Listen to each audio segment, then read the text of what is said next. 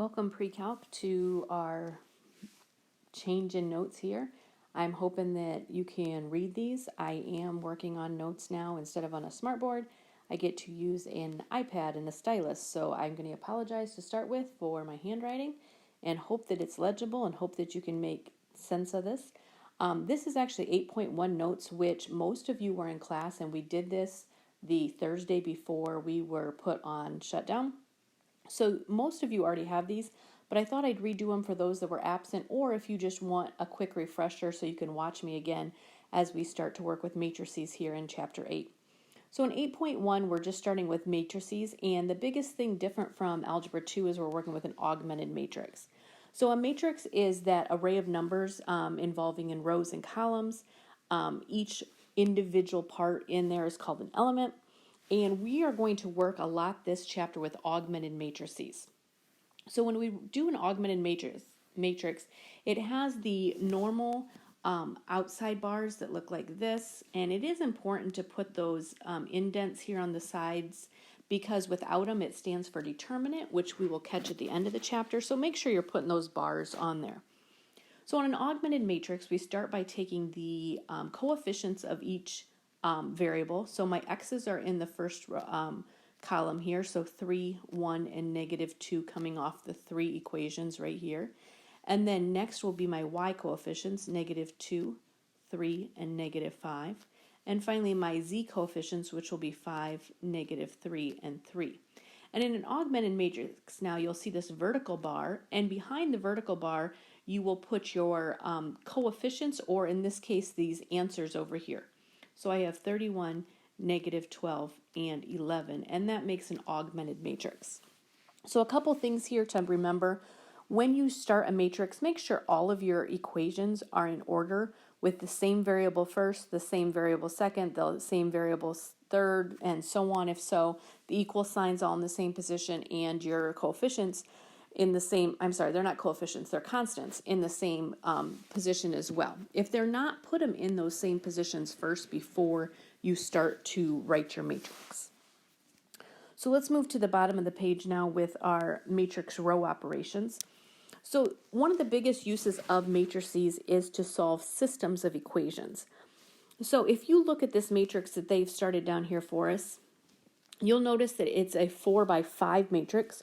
So we have 4 rows. Those are our rows here, and we have 5 going this way because of the augmented. And so this would have been a 4 by 4 system of equations we're trying to solve. Now, we're not going to solve anything here. We just want to go through what we call a matrix row operation. So as you go through this, it should have some similarities to when we solve systems of equations in general. So I do want to kind of read some of these matrix row operations because they are important to note. So one of the things is 2 rows of a matrix can be interchanged, and this is just like interchanging 2 equations in a linear system. So that does come in helpful when we start our next page of notes and you see kind of the use. Sometimes you just want to move rows, so you just move them exactly like they look and you switch them. The second one says the elements in any row can be multiplied by a non-zero number. And this is just like when we multiplied a system of equations. We'd multiply one equation by 2 or -2 so that when we used it with another set of equation, it would eliminate. I do want to stress it needs to be multiplied. We can't add to a row. We can't subtract to a row. And it doesn't say divide. We technically can divide. We would normally think of it, instead of saying like divide by 2, we might say multiply by 1/2. So multiplication and division will turn into multiplication, are really the only things we can do. You can never add or subtract a row with a number because that is not a legal movement here. And the elements in any row can be multiplied by a non-zero number and then added to some other number or row like we would before. So this is kind of like our elimination method. So these are the legal moves, things we can do to change our matrices. 2 matrices are row equivalent if one can be obtained from the other by a sequence of row operations. All right, so we're going to try these row operations down here on example 2. They told us what they want us to do. And typically, just so you kind of understand the language here, when you see this operation here, it's going to go into row 3. This operation is going to go into row 4. So usually the row you see at the end is the one it's replacing. So we're actually leaving the top 2 rows the same.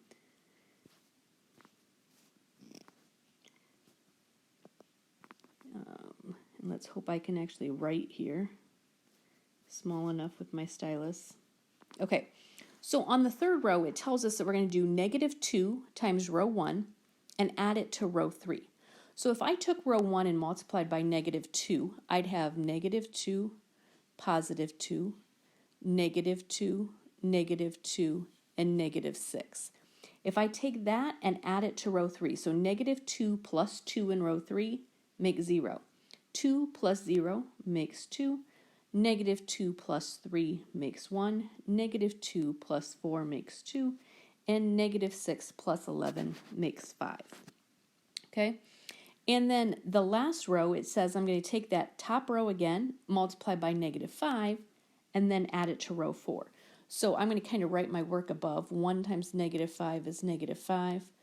-1 times -5 is 5. 1 times -5 is -5. 1 times -5 is -5. And 3 times -5 is -15. Now I'm going to add that to row 4. So -5 plus 5 is 0. 5 plus 1 is 6. -5 plus 2 is -3. -5 plus 4 is -1. And finally, -15 plus 6 is -9. And those are row operations and to change my rows. I still have what we would call equivalent rows, but we've just changed their value to do some work.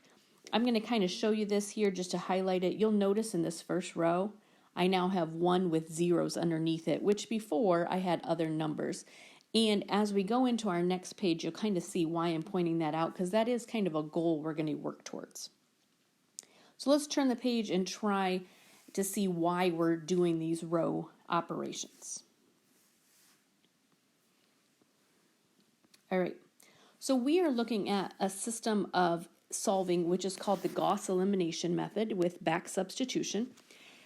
And I did give you this set of notes from the book, but one thing that we might notice as we do this is sometimes it makes more sense to see it done than to actually just read these notes.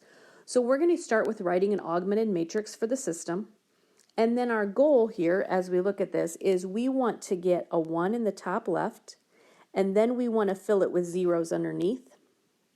Our next goal is to get in the second row, second number, I want a 1, and then I want to get a 0 underneath that. And finally, in the third column, third element there, I want to get a 1. So what's going to happen is we'd really like to have 1s in the diagonal with zeros underneath, okay? And that's our goal here, and then we can use it with back substitution, if that makes sense at all. So let me get back to my pen, and we're going to start here. One thing for sure is this can take up a lot of paper, so give yourself plenty of room.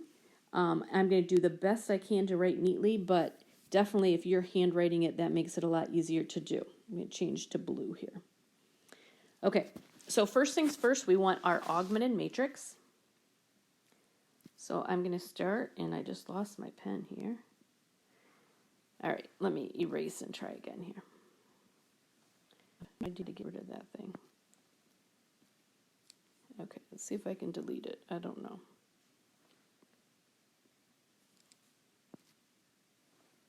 Okay, let me start here. Okay, going down here. I have 1, -2, -1, and behind my vertical line is a 2. I have 2, -1, 1, and 4. I have -1, 1, -2, and -4. Now I can't stress enough, always double check to make sure your original matrix is written correctly, because if you make a mistake in the original, it will of course follow through in all your work and it will mess things up. So the more you can double check to make sure you have that written correctly to start with, the better off you're going to be.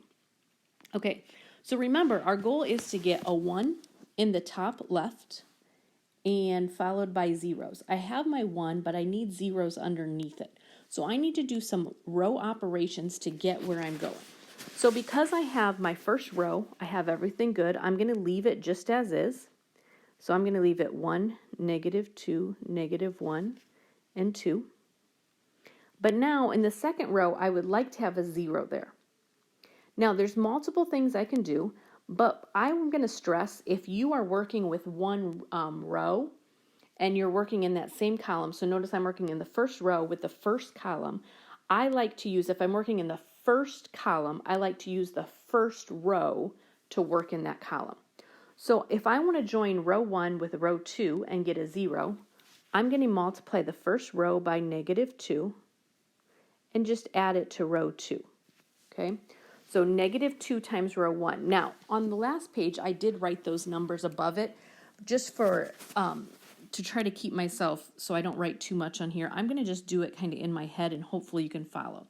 So I'm going to go to my first row, which is 1, -2, -1, and 2. I'm going to multiply that row by -2, each element, and then join it to the element, add it to the element right beneath it in row 2. So my first element is 1, times -2 is -2, add it to 2 beneath it, and I get 0, which is where I'm trying to go. But I have to do that all the way across, though. So my second element of -2 multiplied by -2 is +4, added to -1 gives me 3. My third element here times -2, so -1 times -2 is 2, plus 1 makes 3. And finally, in my constant column here, I have 2 times -2, which is -4, plus 4 is 0. And now when I go to do my last row, because I would like my last one over here to be 0 as well in the first column. Again, if I want work in first column, I'd like to work with my first row. So if I look at my first row compared to my last row, it looks like if I just add them together, I can get a 0. So I'm going to just do row 1 plus row 3. Row 1 plus row 3, so 1 plus -1 is 0. -2 plus 1 is -1. -1 plus -2 is -3. And 2 plus -4 is -2. So if you notice here, I now have part of my first goal with a 1 in the first column and zeros beneath it, which is something I want to do. And just a hint, I'd like to preserve those. I don't want to change those if I can help that. I want those to stay the same if I can do that. All right.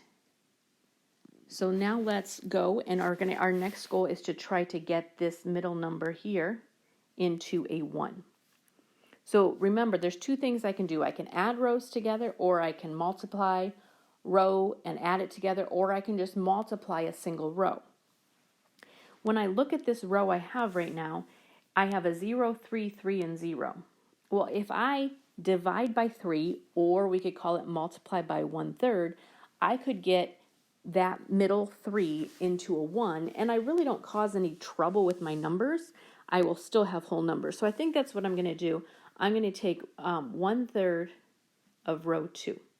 Now, just a note, I like my row 1. I really hope I don't change it the rest of the time, because for this system on Gauss elimination, it's right where I want it to be. The 1's in the first column, and I don't care what's across in the next row. So I like that first one. Now if I take 1/3 of row 2, well, 1/3 of 0 is 0, 1/3 of 3 is 1, 1/3 of 3 is 1, and 1/3 of 0 is 0. And I'm going to right now just copy the next row as is. Okay, so as you can see, so far I have my first goal all done, and I have a 1 here. So my next thing I want to do is try to get a 0 underneath that 1. So just as a hint again, if I'm working the second column, the second row is the best row to work with to get zeros in that second column. So if I look at my second row and I look at my third row, if I need a 0 in that second position, the best thing to do is just to add my rows together. So once again, I'm going to leave my first row the same. And I'm going to leave my second row the same because I really like where it's at. And I'm going to go ahead and just add row 2 plus row 3. So 0 plus 0 is 0. 1 plus -1 is 0. 1 plus -3 is -2. And 0 plus -2 is -2. And I now have my goal of 1 plus zeros here. In the second column, I have in the second position 1 with a 0 beneath it, and now I have one job left, and that's to get a 1 in my third row, third position. And the best way to get that -2 to turn into a 1 is to divide by -2 or multiply by -1/2. So I'm going to see if I can do this in a really small position. I'm only working row 3. Row 1 I'm leaving the same. Row 2, I'm leaving the same. And I'm multiplying everything in the bottom row by -1/2. You can also just think of it as divide by -2. So 0 times -1/2, 0. 0 times -1/2, 0. -2 times -1/2, +1. -2 times -1/2 is +1 as well. So you'll notice I met my goal of 1 with zeros beneath it, 1 with a 0 beneath it, and a 1. So my diagonal here is all 1s with zeros beneath it. So we have done what we call Gauss elimination. Now we're going to back substitute to solve for our variables. If you remember, we made our augmented matrices by putting all the coefficients of x in the first column, y in the second column, and z in the third column, and then with our constants. So I'm going to start with this bottom row and change the little color here so we can see what I'm doing here. This means I have 0 x's, 0 y's. I have 1 z, and it equals 1. I know what z equals. Now I'm ready for the second one. I'm going to kind of come over here so I have a little more room. On my second one, I have 1y plus 1z equals 0. Well, I already know z equals 1, so y plus 1 times 1 equals 0. So y is going to equal -1 when I get it by itself. So now I have two of my variables done. I have my z, I have my y, and I'm ready for my back substitution to get my x. So taking my top equation here, that means I have 1x minus 2y's minus 1z equals 2. And I'm going to back substitute my z and my y that I already know. So x minus 2 times, excuse me, -1 minus 1 times 1 equals 2. So that gives me an x plus 2 minus 1 equals 2. X plus 1 equals 2, and x equals 1. And I've solved my matrix, or my system of equations with my matrix, and it looks like my solution set here is 1, -1, and 1. And there is my ordered triple that will answer this system of equations. So that was Gauss elimination with back substitution. Excuse me. Let's move on to our last page of notes for today. And this one we're going to add just a little bit called the Gauss-Jordan elimination method. So it's slightly different. And you'll notice here in the notes, we're still looking for our diagonal of 1s. And we still get our zeros like we had before. But you'll notice here too, we're going to add the zeros above it as well. So just a quick note here, what we're going to do. See if I can squeeze this note in here. We're going to work column 1 first. So first thing first, we're going to do column 1. And we want a 1 with zeros beneath.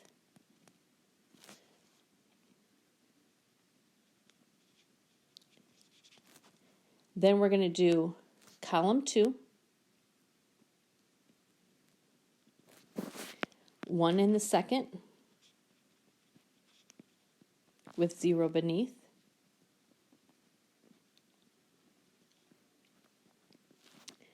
Then we're going to get column 3. Oops, can't spell. 1 in the third. And now notice this with zeros above. And going to get second column,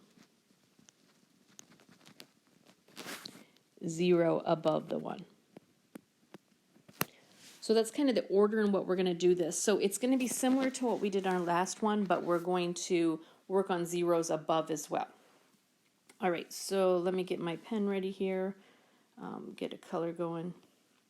And we're going to set up first our augmented matrix. So I'm going to start with 2, 1, 2 with 18 behind it. I'm going to have 1, -1, 2 with 9 behind it. And 1, 2, -1, and 6 behind it. So there's my augmented matrix to start with. And remember, our goal is to get 1 in the top left corner up on the column 1 with zeros beneath it and go from there. So One of the hardest things to do with matrices is to make your choice and make your decision how you're going to get your ones and your zeros. You can follow along with me and you'll be like, oh yeah, that makes sense. But I will tell you it's super important that you practice this, because there is, I don't want to say an art, but the more practice you do, the easier you will be at kind of finding the cleaner numbers and finding what to do. By the way, there are times you will get fractions or decimals in there, and that's okay. It can still get you the correct answer. But I know if you're like me, I like to avoid decimals and fractions as much as possible. So just a hint, I want a 1 in the top left corner. Some people would start to look at this and say, oh, take that top equation, divide by 2. You can do that. It will give you a decimal there in the center. But another thing, don't forget, you're allowed to switch rows. So my choice is just, I'm going to switch row 1 with row 2. And that's all I'm going to do is I'm just going to switch them. So I'm going to do 1, -1, 2, and 9 on top, and 2, 1, 2 on the bottom, or in the middle with the 18, and then I'll leave my third row the same for right now. All right, we're going to keep going here. So first thing first, I have my 1 on top. I want zeros beneath it. Remember, whatever column you're working with, it's best to work with that row with the other rows to go. So since I'm working with the first column, I really want to use row 1 to work to get my zeros in my other rows. So I'm going to, I want a 0 right beneath it on row 2, so I'm going to take -2, whoop, don't know what I'm on, -2 row 1, and add it to row 2. And remember, my first row right now, I'm going to leave just as is. I'm not worried about getting zeros in it till the very end. So everything in row 1, I'm going to multiply by -2. So my first element is 1 times -2 is -2. Add it to the 2 beneath it, and I get a 0. On my second column here, -1 times -2 is +2. Add it to 1, and I get 3. In my third column, 2 times -2 is -4, plus 2 is -2. And with my constants, 9 times -2 is -18. Added to 18 is 0. Kind of nice, it made that smaller. All right, and to save my paper space, I'm going to work on that third row at the same time before here.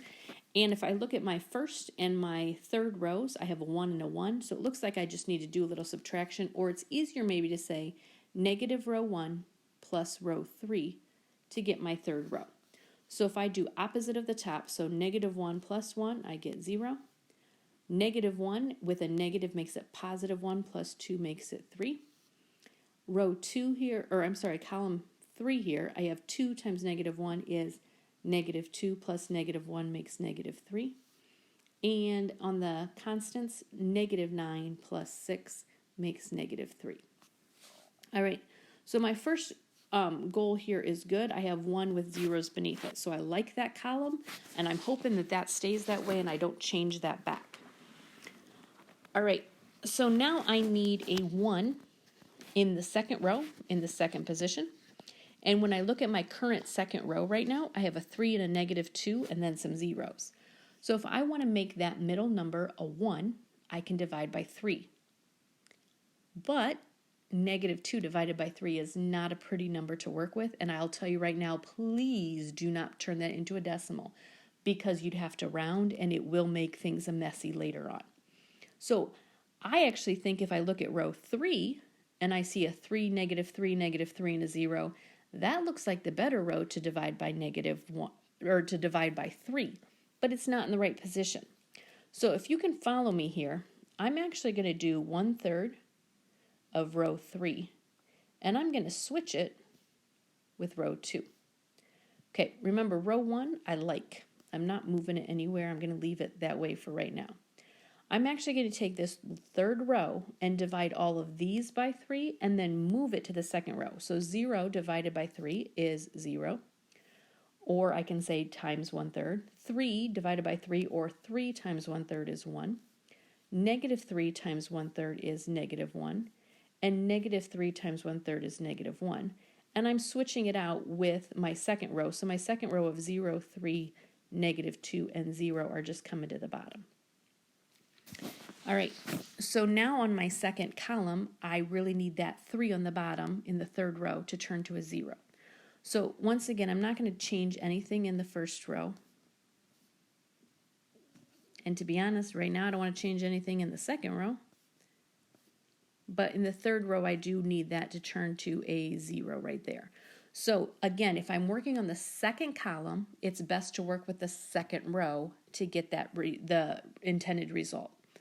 So in my second row, if I can multiply that second element by -3 and add it to my third row, I can get a 0. So I'm going to do -3 times row 2 and add it to row 3 to get my 0 I need. So in the second row, my first element is 0 times -3 is 0 plus 0 is still 0.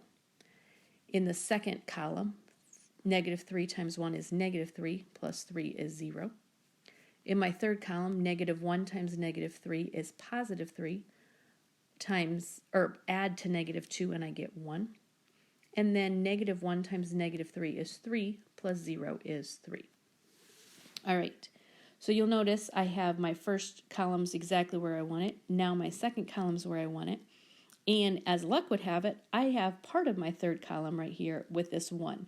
So I actually don't have to do that step as far as turning that into a 1 because it just inadvertently is a 1. But now let's take it, and we're not done. This would be done if we were doing Gauss elimination with back substitution, but we're doing Gauss-Jordan, so we're going to keep going now. So my next goal is to get my numbers above in my third column to turn into zeros. So just so you know, I'm going to kind of come up here with my work so you know where I'm going here. And just so you know, I now love my bottom row. It's not going anywhere. So I'm going to copy that one over. But now, because I'm working with, and I'm trying to turn these into zeros, I'm going to start working with my second row and my first row to turn those into zeros. And once again, I'm going to stress to you, whatever column you're trying to change, you want to work with that row of the same number. So I'm trying to change my third column, so I'm going to work with my third row to get the zeros where I want them. So when I look between row 3 and row 2, it looks like in that third column, if I just add my 1 and my -1, I can get a 0. So I'm going to do simply that. I'm just going to do row 2 plus row 3. Now, I'm kind of breaking a little rule here. Usually, maybe I should have put row 3 plus row 2 to make sure you knew I was changing row 2. So it really doesn't matter how you write that. I'm writing there so you can see it. And I actually would prefer that when you write yours, you also tell me that. So when I'm checking your matrices, I know what your intention was with that row. So I'm just adding my two bottom rows. In the first column, 0 plus 0 is 0. In the second, 0 plus 1 is 1. In the third column, 1 plus -1 is 0. And in the constants, 3 plus -1 is 2. And while we're at it, and to save space, I'm going to try to get that 0 in the top row as well. Now remember, I'm working in the third column, so the best thing to do is use the third row to work with the third column so that I can get that number I want in that third column.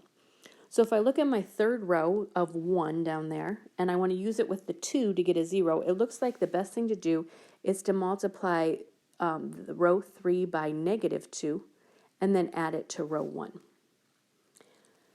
So on the bottom, 0 times -2 is 0, plus 1 is 1. 0 times -2 is 0, plus -1 is -1. 1 times -2 is -2, plus the 2 makes 0. And 3 times -2 is -6, plus 9 is 3. All right, so once again, you'll notice I got my goal of 1 plus zeros. I got my goal of 1 with a 0 underneath. And now I have a 1 in the third column with zeros above. I have one last job, and that is to try to get this number right here to turn into a 0. And then I will have performed the full Gauss-Jordan elimination. So notice that -1 I would like to turn into a 0 is in my second column. So if I want to change a number in my second column, I'd really like to use my second row to change that. So when I look in my second row and say, what could I do to this element here to make this element here a 0, it looks like I can just add them together. I'm going to try to write this a little better this time. By the way, I love my bottom row, not changing it, so I'm just going to copy it over. I like my second row just as it is, so I'm going to copy it over. But last and final one now, here I'm going to add row 2 to row 1 to try to get that 0. So 0 plus 1 is 1, 1 plus negative 1 is 0, 0 plus 0 is 0, and 2 plus 3 is 5. So you'll notice I now have what I was looking for, 1 with a 0 beneath it, 1 with zeros beneath it, the 1, then I got the zeros above it, and finally I got my last and final 0. So you'll notice the 1's in the diagonal, zeros in everywhere else, and we are ready to go ahead and find the solution. Because this is my x column and there's only 1, my x, there's no y, no z, I just know x equals 5. In my second row, I have no x's, I have a y, I have no z's, and so y has to equal 2. And finally on the bottom, I have no x's, no y's, so z has to equal 3. So if you do this full Gauss-Jordan, you'll notice that it just gives you the answers fully once you have the zeros in the right spot. So my ordered triple would be 5, 2, 3. Now, it takes more work. Sometimes it's kind of a choice on, do you want to use Gauss with back substitution, or do you like to use Gauss-Jordan and get all the zeros? In many ways, it's your choice, but I do want to make sure you're aware of the methods and you can practice those. So if you are practicing them, and of course I did not, yes I did write it down, you can practice again on page 814 and 3 through 42's 3 through 42 by 3's, how's that sound? Would be good practice on that one. And again, I can't stress enough, it is important to try to do some practice on your own, because you can watch what I'm doing and say, yeah, that makes sense. But when you have to choose your own, it does become a little more difficult till you're used to what you're doing. So give it some practice, and we will continue with more matrices work in the rest of this chapter.